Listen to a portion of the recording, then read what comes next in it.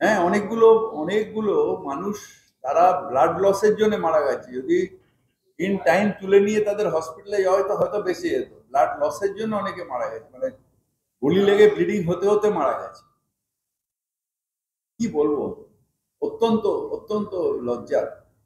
আর সেটাকে নিয়েও এইখানকার দল ডিভিশনাল পলিটিক্স করছে।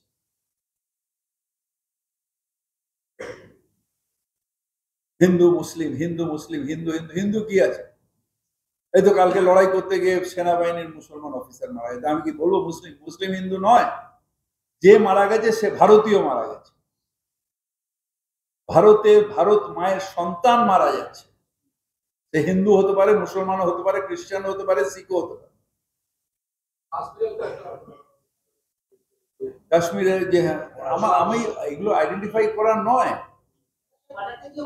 সে বাঁচাতে গিয়ে মারা গেছে।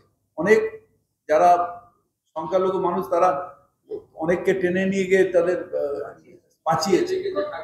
সেটা সেটা আমাদের সমাজের রীতি। এরা এসে ডিভিশনাল পলিটিক্স, হেট্রেড পলিটিক্স করতে করতে এই অবস্থা। অপদার্থ, সিকিউরিটি দিতে ব্যর্থ, আর হেট্রেড পলিটিক্স করে জীবনে মানুষের মধ্যে মানুষের ডিফারেন্স।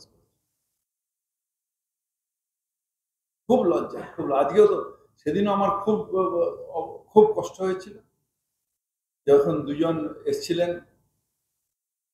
দুজন বিধবা এলেন, তাদের নিতে গেছি, সেখানেও ওই পলিটিক্স করছে ওই ছেলেটা। আর আজকেও সেই অবস্থা। আজকেও আশা করি বিরোধী দলনেতা যাবেন।